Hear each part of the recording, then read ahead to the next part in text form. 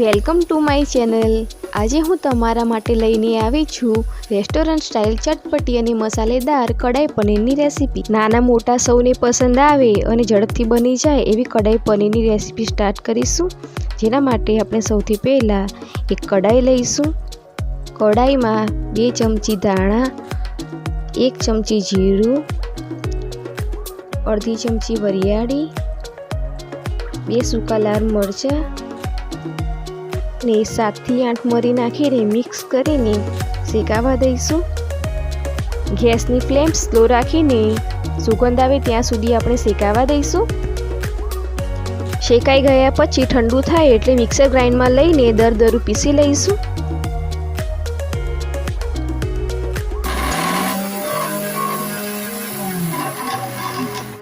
આપણે આ રીતે અધકચરું જ ક્રશ કરીશું। હવે કડાઈ લઈને તેમાં 1 ચમચી જેટલું તેલ લઈ લઈશું। તેમાં 200 ગ્રામ પનીરને ફ્રાય કરીશું। પનીરને મેં આ રીતે લંબચોરસ ટુકડામાં કટ કર્યા છે। તમે તમારી રીતે શેપ આપી શકો છો। પનીરને બંને બાજુ બ્રાઉન કલર આવે ત્યાં સુધી શેકી લઈશું। પનીર ફ્રાય થઈ જાય એટલે પનીરને આપણે બહાર કાઢી લેશું। હવે ફરી એ જ પેનમાં ડુંગળીને આ રીતે ચોરસ કટ કરીને શેકાવા દઈશું। ડુંગળી સહેજ ગુલાબી થાય એટલે તેમાં ચોરસ કટ કરેલા કેપ્સિકમ નાખી દઈશું। ડુંગળી અને કેપ્સિકમ સંતળાઈ જાય એટલે તેની બાજુ ઉપર લઈ લઈશું।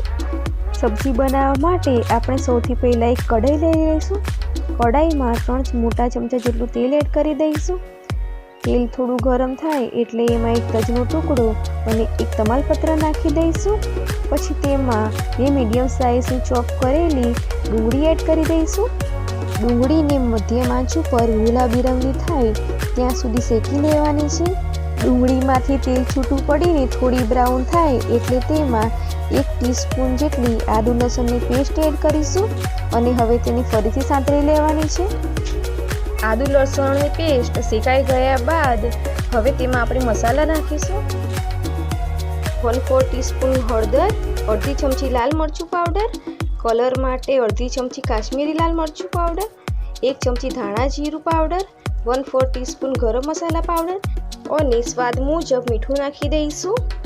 મીઠાનું પ્રમાણ તમે તમારા સ્વાદ મુજબ વધારે ઓછું કરી શકો છો। હવે આ બધા મસાલાને મિક્સ કરીને મસાલાને સારી રીતે શેકાવા દઈશું। મસાલા સારી રીતે શેકાઈ જાય અને પછી તેલ છૂટું પડે એટલે તેમાં 2 મીડિયમ સાઇઝના ટામેટાની પ્યુરી એડ કરી દઈશું। તેની પણ મસાલા સાથે સારી રીતે મિક્સ કરી દઈશું જેથી ટામેટાની કચાશ દૂર થઈ જાય। થોડી વાર હલાવ્યા પછી તેલ છૂટું પડે એટલે તેમાં ફ્રાય કરેલા ડુંગળી, કેપ્સિકમ અને પનીર એડ કરી દઈશું અને મિક્સ કરી દઈશું।